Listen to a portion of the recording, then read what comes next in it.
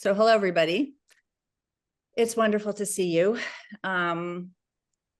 Most of you know me, Lisa Herrick. I founded 31st Street, as most of you know, and I'm just going to say a little bit as we begin. We're going to talk to two candidates today, both of whom won, and they'll say a little bit to us and give their thanks that we helped them. Jim will certainly talk a bit, and then we will sort of have an open mic and just give people a chance to chat. Some of you have asked if we're going to sort of unveil our strategy for the coming year. We're not going to do that today. I mean, we might mention a few things, but today is really sort of a debrief, a check-in with a couple of candidates who won, and a chance to just talk with one another. Can somebody email Dre? He's trying to get into my Zoom. He's trying to get into the wrong Zoom. So if somebody could email him that it's this Zoom, that would be great. Thank you. He's my husband, by the way. So here's what I want to say. One thing I want to say is that as all of you have been, I'm sure, reading, some of you have been reading, some of you probably have blindfold on for the week. But if you've been reading stuff, then you certainly have noticed that there is a long list of factors that various people are blaming for this election. And when you read an article that points it in one direction, it tends to be very convincing. And then when you read another article that argues with that point of view and points in another direction, that's pretty convincing. And my conclusion, my personal conclusion, is that it's been very complicated and there have been a lot of factors, and it would behoove us to take some time to think about it and figure it out. And I also have noticed that there's sort of bitter debate between pundits who are arguing about who to blame, like what the reasons are. And people are getting really irked with each other about naming one factor versus another.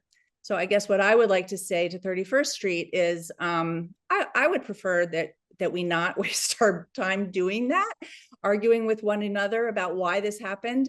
But rather to really just knuckle down and figure out what to do all together, and learn as much as we can. The other thing I wanted to just say is personal, but the reason I want to say it is because I have a feeling many of you will be able to relate to it. It feels like a lot of people are probably feeling similarly to me. But what I wanted to say was that over the last couple of years, 31st Street started in early 2017, right after Trump was elected the first time. And over the last 2 or 3 years, we've grown tremendously. And our leadership group has just become incredibly skilled and competent. We have different state teams, we have different task teams. And I've just been able to delegate stuff that I used to do to everybody else, and it all gets done beautifully. And I've been here as one of the leaders, but I have really felt over the last 2 years, I realized kind of complacent. And after having 4 grandchildren join my family and spending a lot of time with them, I began thinking, well, what am I going to do in 2024 after the election? Like, maybe I'll step back, maybe I'll sort of roll out or roll off 31st Street and let all the other wonderful people take it forward. And it never really, it's not that it didn't occur to me, it's just I really didn't focus on the idea of how I would feel if this happened. And when this election happened, and if I start getting tearful, those of you who know me will not be alarmed, because I get tearful a lot when I talk about stuff like this. When this election happened, I realized that as horrible as I felt in 2016, that made me so enraged and fearful that I did something I've never done in my whole life, which was get involved in politics and started a group with 30 people in my living room. As horrible as those feelings were, I had no idea that there would be something so much worse, which is right now. And for me, it's so much worse just because of all the incredible effort and idealism and wonderful ideas and the movement in this country of the grassroots. It's just been, it's been thrilling. I mean, we've lost some races, we've won some races, we've gotten some legislatures turned, we've lost some legislatures. Like, we've had our ups and downs, but overall, it has been a high to be involved in the grassroots of America. And right now, I realize that my feeling is about stepping back, like, hell no, fuck no. Like, I'm not stepping back.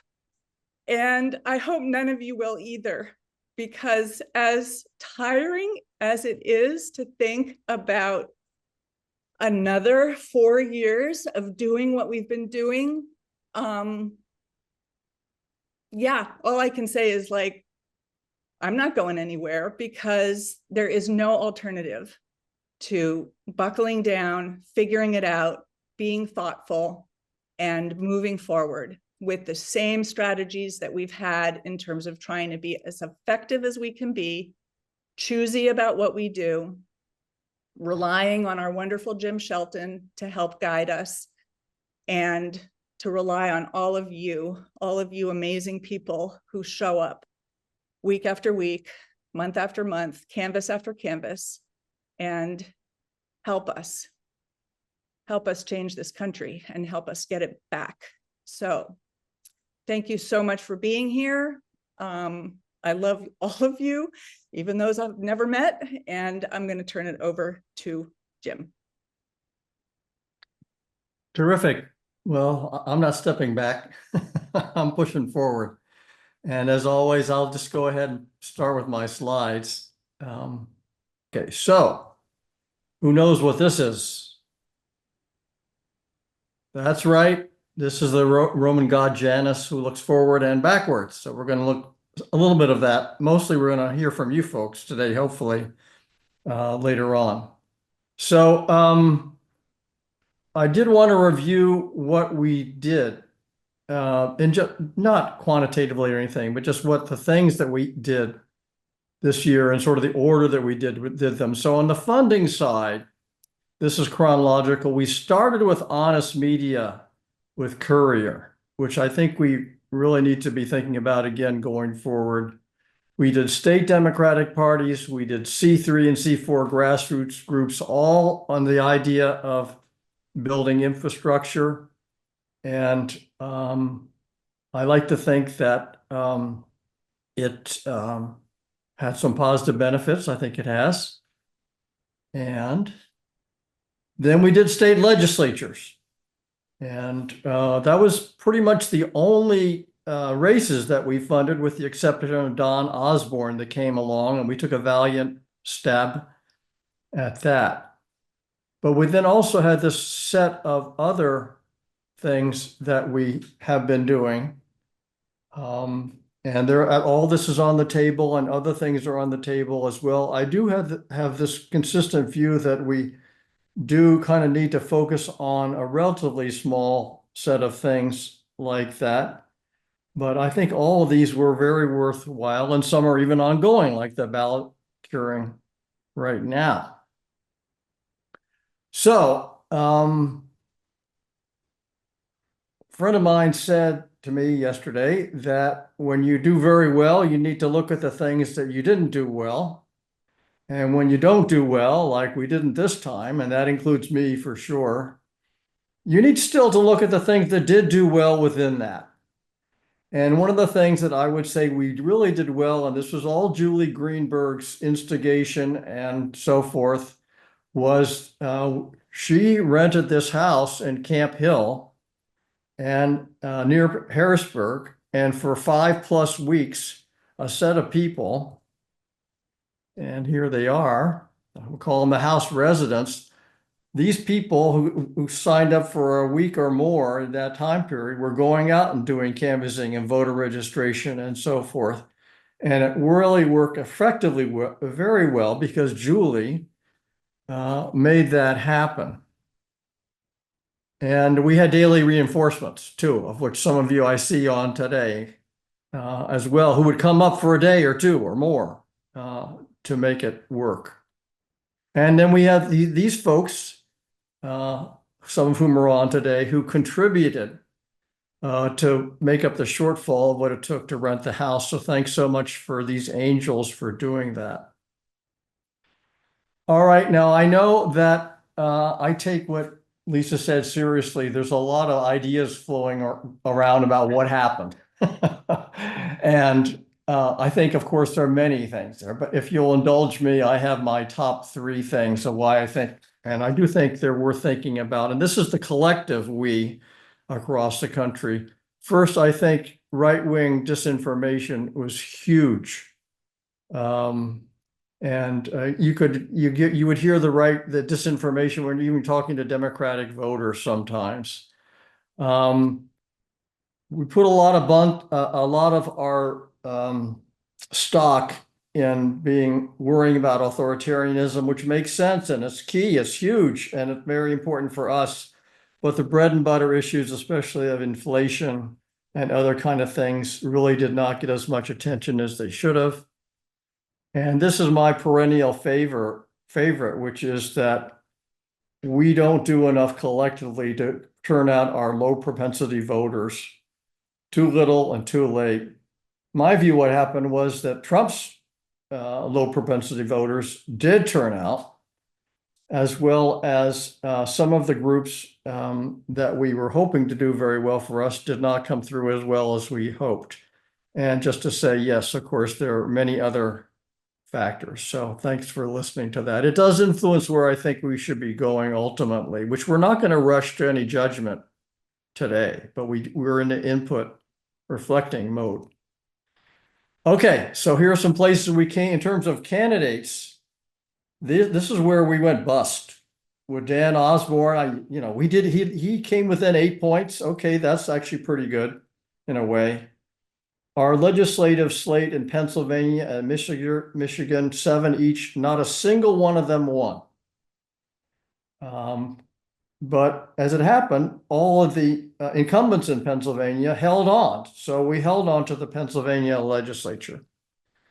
But to flip it around, we did have legislature wins, and that's what we're going to hear from today.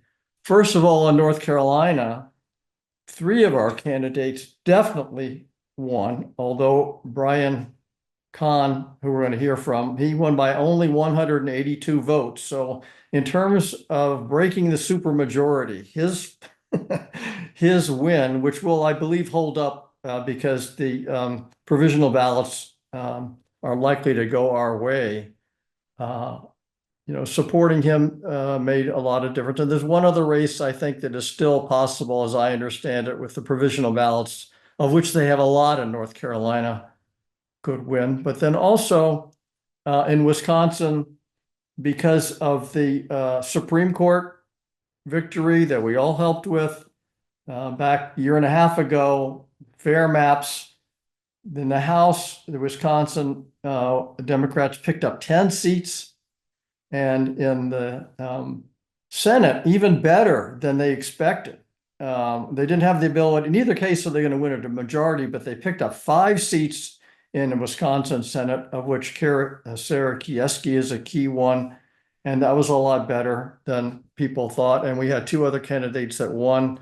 And we have 2 other candidates in Arizona that are still pending and might win. So I will say that I think legislatures fits very well with what we are going to want to do going forward. I'll go out on a limb to say that. I think we know how to do it. I think they benefit from our help, money, and so forth.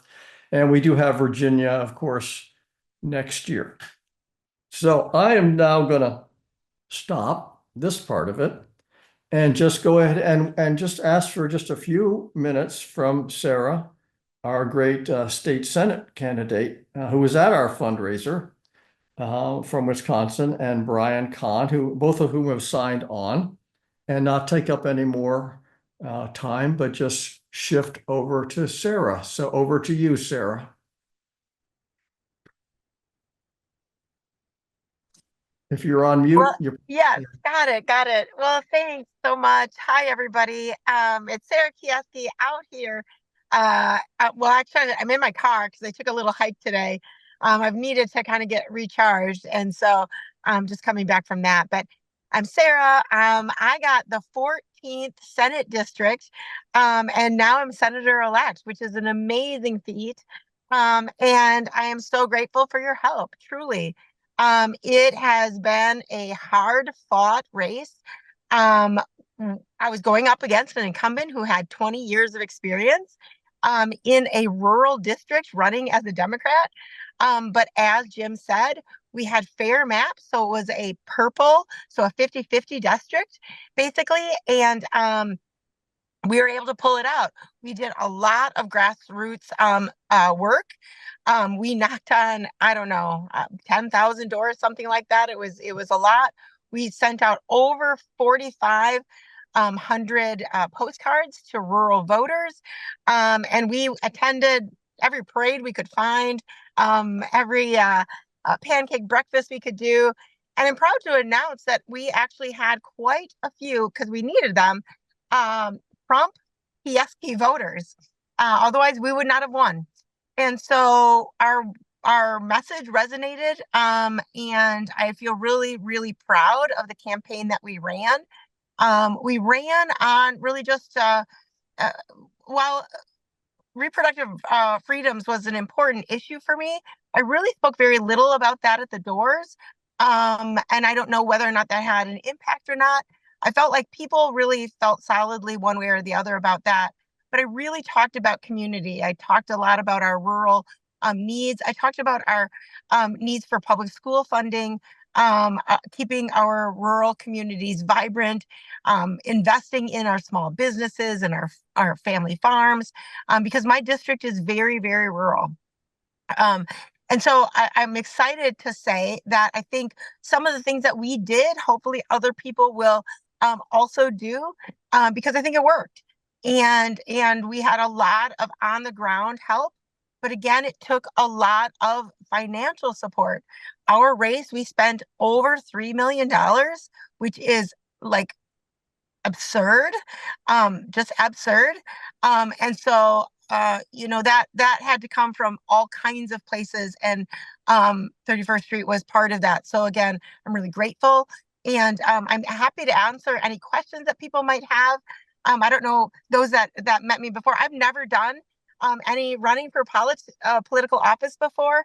If you remember from when I chatted, I'm actually a mental health provider. And so one of the things that's been really interesting to me is, and I guess I'll add this, is just the sorrow that I think we all are feeling.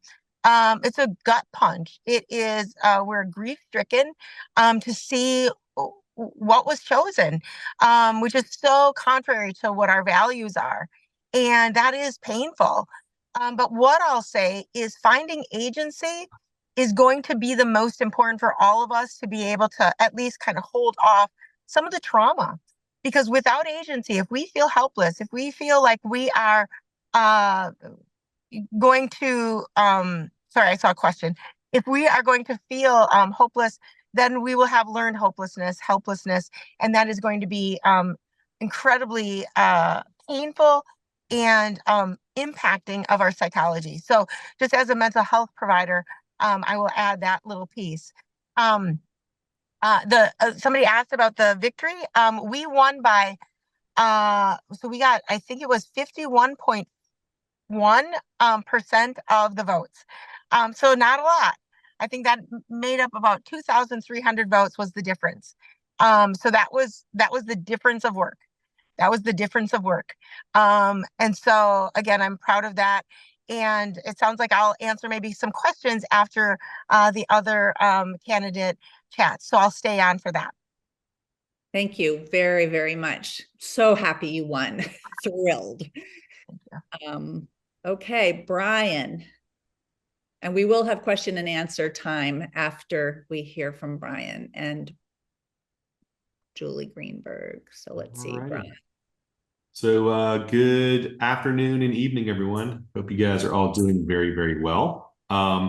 So I'm Bryan Cohn. I am the representative-elect for District 32 in North Carolina, just north of the Triangle, representing Granville and most of Vance County. So it was, I think the race went exactly as we thought it would. There was frankly not a lot of surprises.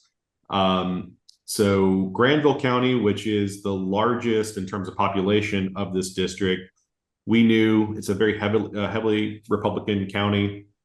We knew we had to get at least 44% of the vote there, which we did. And that's consistent with every other Democratic candidate, with the exception of Josh Stein, who blew it out of the water in Granville County. But we were consistent with all the other candidates. And in Vance County, we beat our opponent by a little bit more than 60% of the vote. We knew coming into this, it was going to be close. In fact, as we were kind of looking at the early voting numbers, and just sort of looking at how many Democrats versus Republicans, and just sort of trying to read the crystal ball, I predicted we would probably win by about 290 votes, and we're just shy of 200 votes. So if this was Price is Right, I won the showcase. But yeah, there wasn't a lot of surprises. For us, it was about consistency of offering, so consistency of message. And it's a bit unfortunate because, when we're in these rural districts, there is an art form to talking to voters in rural counties. And unfortunately, we as a party collectively did not do a very good job of connecting with working class voters in rural North Carolina, and it kind of showed in our mixed results. And I think that's unfortunate, and I think it gives us something to reflect on and to work on. We're already strategizing how we can come at this for my reelection process for Granville County to see if we can add some voters to the rolls and figure out some more effective communication strategies for some the more heavier Republican parts of the district.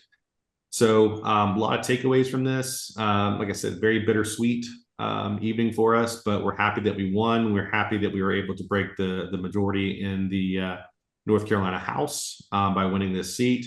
There is an ongoing process right now. So all of the votes, the counties are finishing up their canvass, which we expect that to happen by Friday. So all of the vote totals and everything have to be submitted to the State Board of Elections on Friday, at which point my opponent can call for a recount because we are inside of 1%.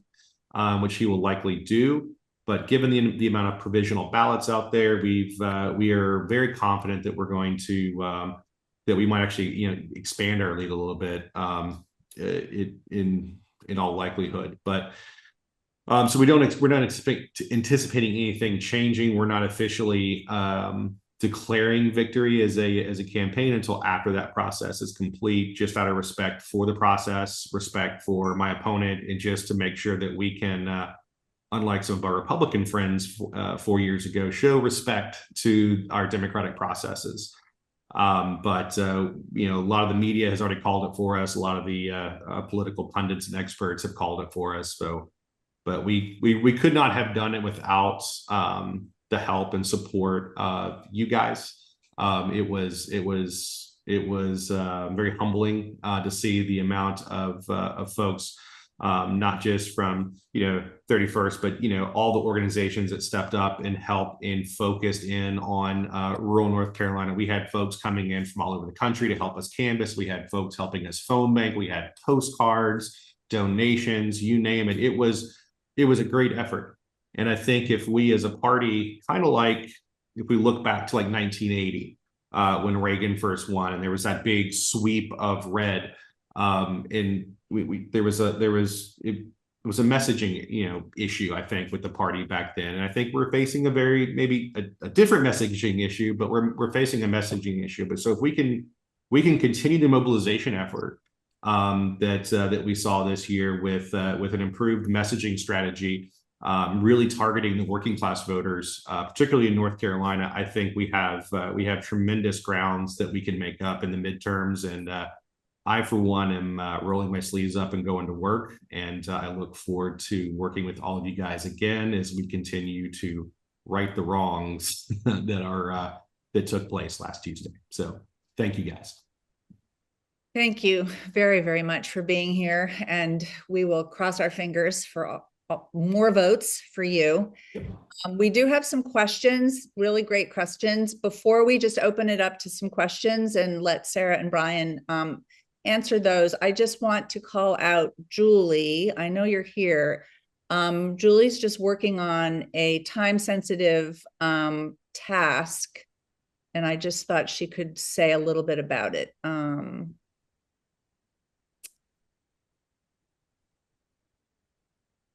Julie, are you here? And I'm misnamed. I'm not my husband, George. Sorry, I didn't even notice that.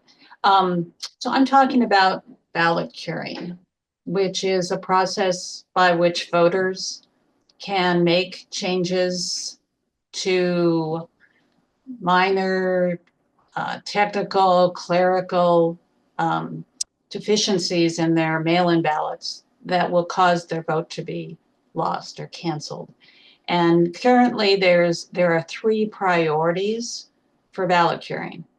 One is in Arizona, and people may not be on this Zoom right now because they started an hour ago to continue in the last few hours before the deadline to cure votes in Arizona. So I am going to put in the chat the 2 other priorities. Arizona, if you are familiar with the signature process that goes on there, because you've done curing there before, you can go on that Zoom. It's a couple more hours till the deadline of 7 o'clock. But the other 2 priorities are in Pennsylvania, which has a deadline of this Tuesday, 5 p.m., and then North Carolina. So I've put up in the chat the link that you also got in an email from Lisa about noon today. 6 o'clock today, 6 o'clock Eastern, is the next and last session for today for ballot curing in Pennsylvania. The goal is to cross the finish line with Senator Casey, running for re-election. And if everything breaks his way in terms of curing and provisional ballots, and that's how John Fetterman won 2 years ago with provisional ballots, then Casey could essentially come in virtually tied with McCormick and possibly a few hundred points ahead. So there are also other down ballot races, but I'm not sure where those stand.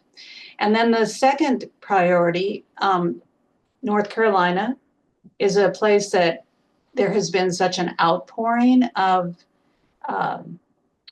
interest in ballot curing that it's basically oversubscribed. The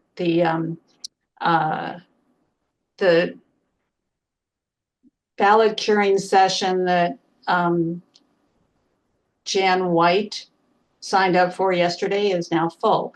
However, it's very important, if some of you have North Carolina friends or family, that they be aware of one ballot curing session. There is a link in the chat, and that one is a very interesting approach for a more nuanced, multifaceted outreach by people in North Carolina to 20 voters.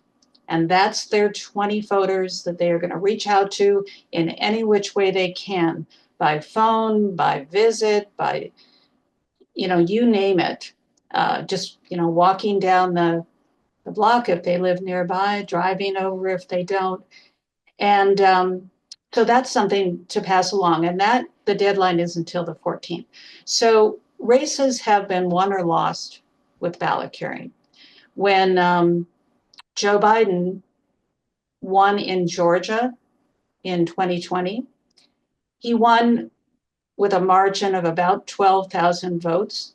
And that was about the margin that was created by ballot curing. So there are thousands of votes that can be reclaimed. And I would urge all of you to consider getting on the phone, getting the training if you haven't ever done this, and then starting to make calls. Most voters are very happy to learn of opportunities, and they vary in difficulty in terms of what the voter has to do, but often it's not a difficult process. So please give this a try and see if we can get some more Democratic wins. Thanks.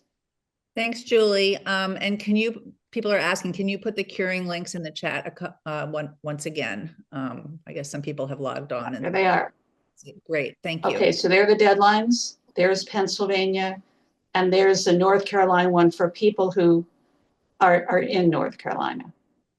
Okay, perfect. So take a look at that.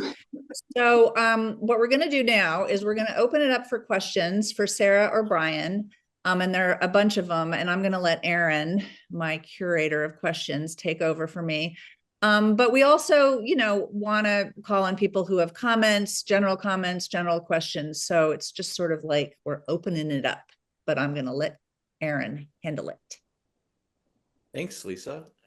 So hello, everybody. There's a lot of questions in the chat. So I think what I'll do is I will deal with our questions for Sarah and Bryan first, and then we can get to other comments and questions that folks have.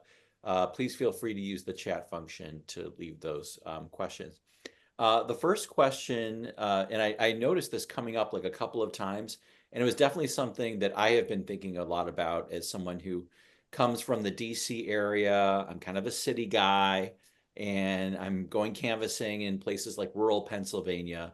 First of all, as city people who want to help out and we go to these rural areas, are we kind of putting our foot in our mouths? Are we helping? Are we hindering?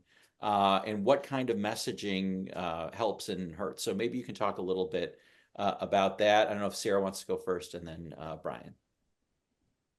Oh gosh, I think that's a great question. I think here's the situation. I don't exactly know how much it is helpful or not. We had so much help from so many corners, and we still struggle to pull it out. And that tells me that it's just a bigger issue. And so to me, and I'm simplifying here, but I really think the economic message was kind of baked in. And we were going against headwinds we just had no real clear awareness of. And so the hike was just so steep. And I think the doors were helpful. I think I'm not sure that it mattered a ton that people were from far away, because I'll say when people ask me questions at the door, it's very rare. They don't ask me a lot about, even as a candidate, about anything really specific. So if somebody's coming to the doors, I don't think it's typical that they're going to go, and I'm from New York coming to the doors. They're more just like, I'm here interested in sharing, a bit of information about these candidates and hope that you vote for them. So I don't personally think that was a negative, but I also am not entirely sure. I'm sure it's helpful. But when you're going against this kind of headwinds, I'm not sure how much all that was able to do other than a small percentage of help. Okay. Bryan, what do you think? Yeah, I think it always helps. People want to be heard. It's that simple. I would encourage everyone, it's easy for us to get in our own head. How has my presence felt? Here I'm a bald white guy in a predominantly African-American neighborhood, and you can get in your own head, but doesn't really matter at the end of the day. I think what matters is reading the room, as it were, and just understanding that working class voters experience and are experiencing the economy much different than folks who live in major metro areas or people that the right would call elitists. They experience it differently than a lot of folks. And I think just knowing that those folks have different struggles and just listening to folks, that makes a big difference because people want to feel heard. They want to feel valued. And just being there sometimes does that. So I would encourage you just to keep that in your minds as you go out on future canvasses or make calls or what have you. Just be there, be present, listen. And that's probably one of the biggest things that we can do as candidates. And it took me the better part of a year to figure it out because you want to have an answer. You want to be able to respond. And that is where we lose voters sometimes because our thought process and our answers are generally complex because they're well thought out. Our opponents are using, Trump equals low prices. And that, for whatever reason, resonates. So I don't fight that. I just typically listen. That's something that we've evangelized to all of our canvassers. That's really interesting. Because another comment that's been coming up a lot is like, what do we do about this? What do we call it? This web or morass of misinformation. And people are saying, I've been hearing it in the doors, and I certainly heard it in the doors, for example. All Kamala did the last 3.5 years was laugh, or, Trump is going to bring back the low price, like all that. When we hear it, it's sort of hard to combat it. And we do feel that urge to combat it. But I think what you're saying is kind of don't try. What do we do? Ask questions. One of my favorite questions of what is different now versus 4 years ago? How are you feeling today versus how you felt in 2020 or 2016? Have you lost your job, or what are the differences in your life that have you so concerned? And I go down that road because then we're talking about actual things that may actually impact them. Now, it may be easier for me as a candidate to do that than a canvasser, but I try to ask questions that are not directly sort of in line with the misinformation or the propaganda that's being peddled. I get it. She laughs funny. What do you want me to do about it? Like that, Rome is burning, and like I'm not going to talk about that. But trying to figure out what makes people tick, and at the end of the day, whether we're talking to somebody who's more of a persuasion, type voter versus a solid, really great support for a Democrat, there's about a 90% overlap in terms of the pain that folks are feeling, which are going to be, it's hard for me to buy groceries. I have issues, trying to find a better job. The dollar doesn't go as far as it used to. Those type of real kitchen table issues, and people want to sort of express, what's happening to them. And yeah, eventually we kind of get into some of the, education issues or other sort of bellwether issues that we have, women's reproductive rights, things of that nature. And then we can start to make connections. But the biggest thing is just listen, ask questions just in terms of how things might be affecting them personally, and listen. You don't have to fix it. You don't have to fix it. Sarah, maybe you can talk a little bit about how you have combated misinformation, and also what do you think were the most helpful things that accounted for your win? Like, why do you think you won in such a difficult season? Again, I wish I knew for really good reasons, I wish I could ask all the voters why they voted or why they didn't. I have some guesses. As far as the misinformation, there was a lot. I mean, when I say we spent $3 million, so did they. And a lot of that was an attack on me. Most of it was because I don't have a legislative background. And so it was really just that my, thoughts align with this, maybe radical group. And so I hate the police supposedly, and I'm going to take away your natural gas stoves, and I'm going to raise all your taxes. I mean, so it was the gamut. Anything sort of quote unquote, extremist liberal was what they set out against me. Now we didn't do a tax back, but we had a legislator that we could talk about her voting record, and she was an extremist on abortion. She, has supported bills that are against any kind of exception for rape or incest.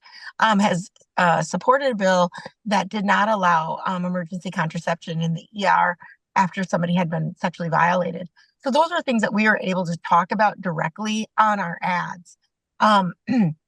So in some ways we had something that was we could hang on to, and we didn't have to go low. I don't think people loved the low that they went. I think that was a bit off-putting. We also talked about just a personal story of my husband having cancer and us having to make a lot of changes so that we could afford the care he received. And so our ads were really about her history and then our circumstances and how we could relate to kind of normal people. And I think the others, so a couple of thoughts about what worked. We were not negative. I don't know again if that worked or not. But I can tell you that's what we did. We were very, very, we didn't go low. When I got involved, because I had never been a candidate before, I just asked that I could be me, because I didn't know how to be a politician. I had a vision of what that would look like, somebody that's kind of stiff and policy oriented and could kind of say all the right things. I mean, that's not who I am at all. I'm just sort of like me and kind of, sometimes, don't know quite the right thing to say, but I'll just tell you that I don't really know the quite right thing to say. And so when they asked when they asked me to run, because I was recruited to run, I asked them if I could just be me, and they let me do that the whole time. And I think there was something about that was helpful, because I didn't have to play a role. And I think, one of the things I heard from people is they just like that I just seem like a really real person. And the reality is I am. So I think it does matter who you have as a candidate. And the other things I would say is we put a lot of money so somebody asked, I saw, why so much money? Well, ads are really expensive on TV. And we put some really important, we have the Green Bay Packers here. So some of our ads play during the Packer games. That's really pricey, but it gets a lot of eyes, especially rural eyes, that you might not otherwise catch. We also put a lot of, well, not a ton of money, but we also had a strong Facebook presence. And I did all my own Facebook. Again, people appreciated that I would respond to people on Facebook, that it came from me. It was about my life. It was about what I thought of. So they got to know me pretty well, because it wasn't curated in any way. And we tried to be everywhere. We had a really big district. It takes about 2.5 hours to cover it. From one side to the next, there's 157 people in my district, not all voting, of course, some young, but that's what we were working with in a lot of rural areas. And I was working against somebody that had been on the ag, had been the chairperson of the ag committee while she was the senator. So a lot of uphill battles, but we just went as many places as we could, got our name out as much as we could, and just showed up. And again, like knocked a lot of doors. So those are the things that I can kind of think of that probably, made some difference. Great. And then Bryan, maybe you can just talk about something that, some tactics, kind of like what Sarah was saying, maybe a little bit outside the box that really made a difference, or, is it the canvassing? Is it the phone calling? Is it like, what do you think was something that made a difference? Yeah. So I often refer to this as consistency of offering. So it's a lot of things together, right? So you have to make sure, like, your campaign is an orchestra, right? If we think about your email programs, your social media programs, your digital media ad buys, your mailers, your door knocking, your phone calling, and everything else you're doing, it's part of a larger group. And again, I refer to that as consistency of offering. So it's executing each one of those well and not lagging behind in any one area. So if you're consistent with everything you're doing, we knocked 30,000 plus doors. I don't even know how many tens of thousands of phone calls were made. we had a consistent social media presence constantly with ad buys through Meta, where we were consistently showing up in people's feeds long before we started doing digital ad buys in a larger scale. We just tried to make sure that we were hitting every single thing that we could. So again, it was just plan the work and work the plan. In terms of the things that I think resonated with folks on the ground, one, we consistently focused on core issues that matter to our voters, education being one that was fairly universal across the entire district, where we could point to 1 in 4 teachers having left the 2 counties last year. We were able to point to a number of issues that were caused by underfunding. So as news articles broke and things came in the paper, we were consistent with our messaging, and we can point and show. My opponent was one of the architects and co-sponsors of our school voucher program. And again, because of that consistency of our messaging, both at doors and digital media and all these things, we were able to quickly tie him to that. We were able to tie him to Mark Robinson, but that is only because we were consistent with everything that we were doing in terms of engaging our voters. And as I was mentioning earlier, that working class voter versus the elites, we were able to tie Frank to being an elite. Here's a guy who shows up at every single event in a $5,000 suit, not a hair out of place, who's never had his hand in the dirt, as it were. Never really, he's a minister. He's never had a 9-to-5 factory job or worked in agriculture, where a lot of our voters do work every day. Meanwhile, I'm showing up in jeans, boots, t-shirt, tennis shoes, whatever it might be, and being relatable. I think those, consistency in messaging and just appearing to be relatable made an enormous difference. But again, it comes down to consistency, and I would not have been able to be consistent if I didn't have a good team around me and good volunteers and lots of support from folks like yourselves. I think it's interesting. A common theme coming out for both candidates has been relatability, that both of you are authentic and human to your voters, and that ultimately, may have put you over the top. I want to broaden our discussion a little bit, because we also promised some time to just talk generally about the election, and maybe we can bring Jim in here. There have been a few questions about, and this is sort of related to the questions I was asking our candidates. We've been doing, canvassing and fundraising and traditional stuff, but we've also been doing things like the Working America letters, or Native American votes, or Courier Newsroom. And one of the questions is, they did a lot of random controlled trials, all kinds of measurement tools to fine tune their approaches. Why do you think these novel approaches didn't work, or did they work? Mecklenburg County, we're supporting there. And it's very soon, and I think it's very hard always to measure, do these things work? But maybe, Jim, if you want to talk a little bit about, do you think they work? Do you think they didn't work? How will we know? What is your opinion of these initiatives? Well, I think on Working America, I think their general approach does work. Of course, they have their randomized trials, but they also were giving, for those of us who kind of on their email list or whatever, they were giving feedback on what they were hearing at the doors and so forth. The thing is, when you're losing by millions of votes, nationwide, again, my friend and sort of mentor from Pennsylvania says, a really good campaign can typically make a 3% difference. Now, that's obviously a ballpark kind of thing. But, I think in many ways, the Harris campaign was a good campaign in many ways.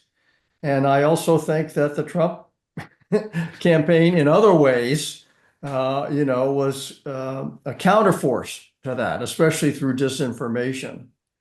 So it's very hard to dissect these kind of things out, but I do think, that one specifically does. Mecklenburg County is harder for me to understand. I think I did hear a commentary from Jessica Lawrence with the donor table the other day saying that they're going to look very carefully at the voter file and who voted and so forth. I mean, our activities were really primarily voter registration and voter mobilization of those voters in Mecklenburg County.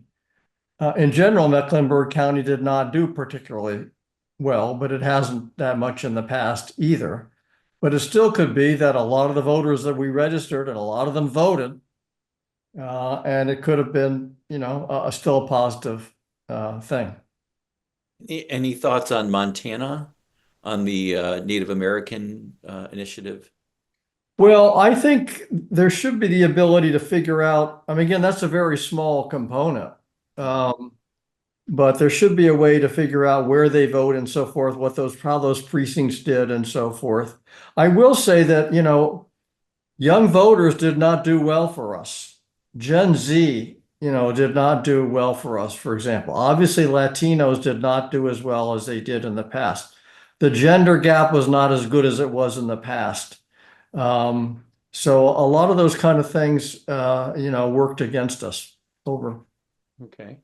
I saw there's been some questions about Working America in the chat, and John Medaglia, who is one of the spearheaders of that effort, has said he's going to send an email to his contact at Working America to try to get a response to those. So that's great.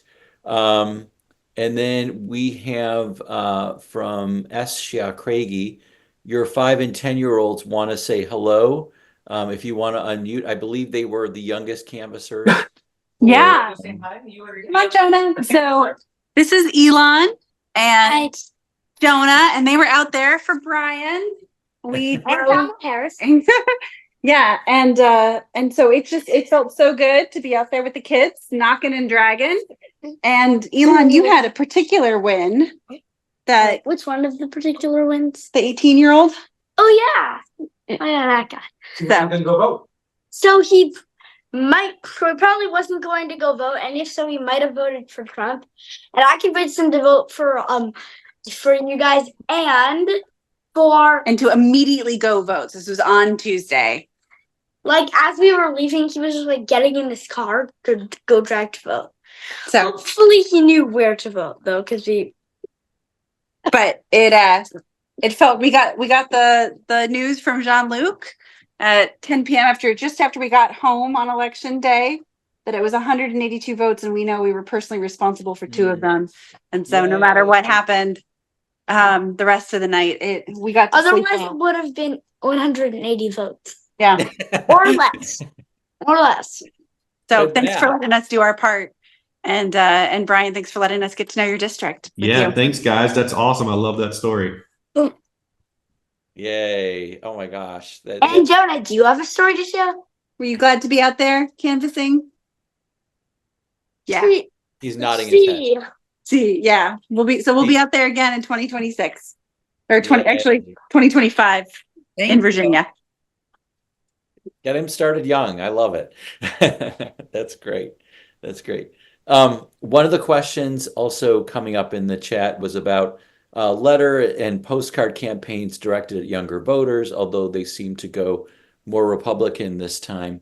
And I'm wondering, we hear so much about letters and particularly postcards. People love doing the postcards. And my question is number one, is that at all even effective? And particularly, I don't know, the young people I know, they are just glued to their phones. I mean, I don't even think they would know what to do with a postcard if it hit them in the face. So I'm just curious how, what are we thinking about postcards? It matters. I'll give you a stat. Yeah. 31% of our constituents in Vance County do not have internet. So that being said, postcards and mailers are extraordinarily effective in those, in some of these, again, and I can't imagine Vance County is particularly different than other parts of, let's say, Eastern North Carolina or other rural parts of the country where access to internet is limited beyond just maybe your cell phone service or something.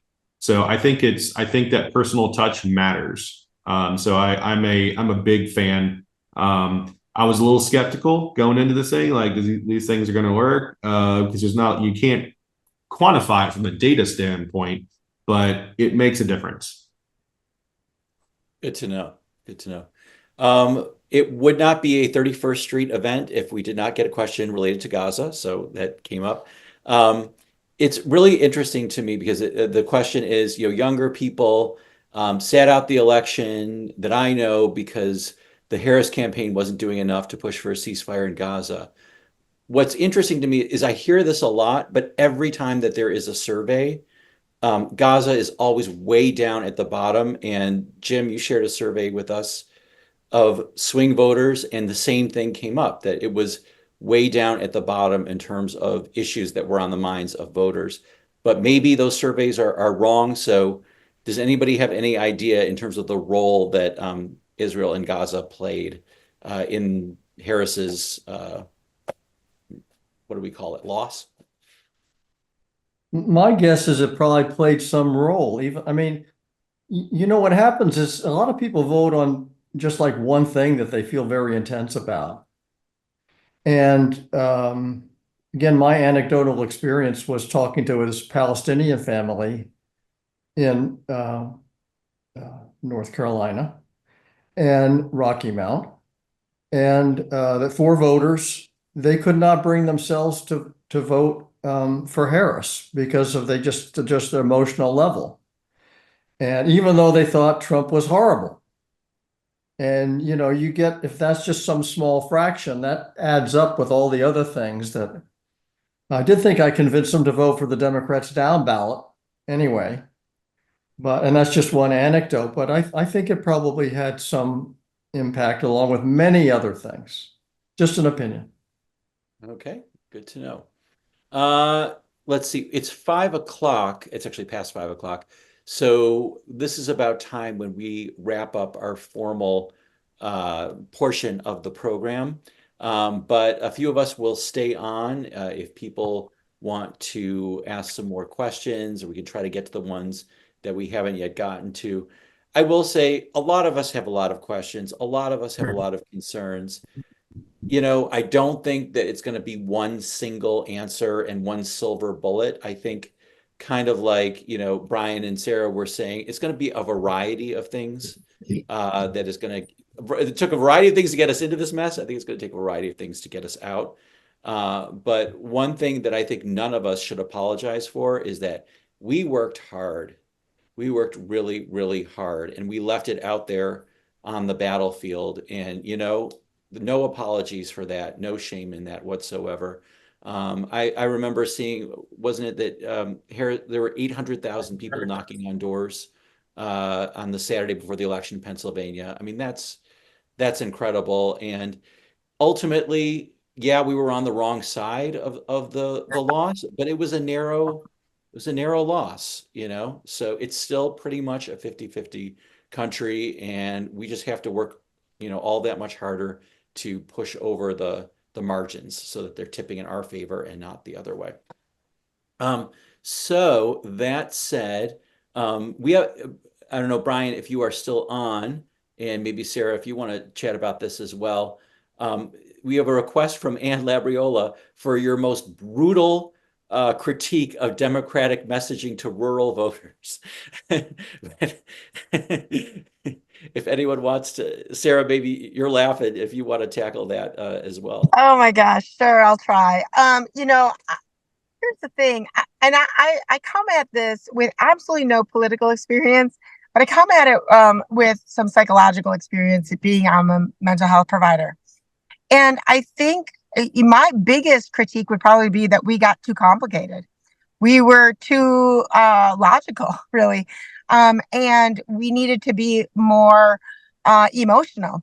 And I think that's what the Republicans did, is they were emotionally oriented to fear and anger. Not that we want to do that necessarily, but people are emotional creatures before they're logical ones.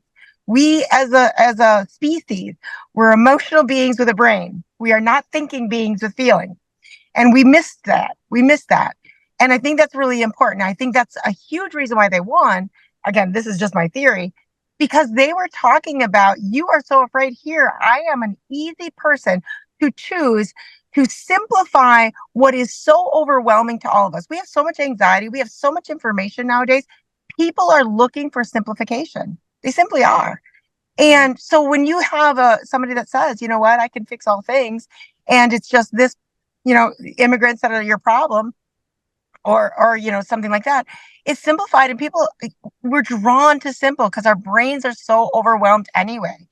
And so I think I don't actually buy this that Kamala didn't do well.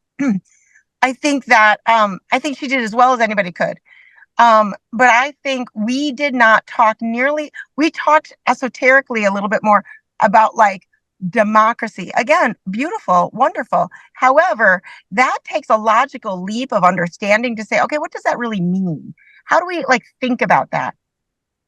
Whereas if you talked about, I've said this to people, I know it's not realistic, but if she would have said, I know there's a budget surplus in this area, everybody's going to get a $3,000 check when I get into office, I think she would have had a much better, because people wanted solutions that were about pocketbook much more than they wanted long range fear-based stuff that wasn't going to matter now.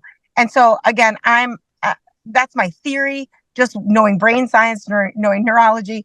I think that's part of our problem, and what Trump does so well, and what we can't, I think we have a really hard time coming against, because we don't want to do that. We don't want to just be, inflating everybody's concerns.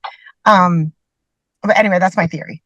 No, that's very smart. And I'll just say, I was in Michigan in September, and that's when I started seeing the famous ad, Kamala is for they, them, and Trump is for you.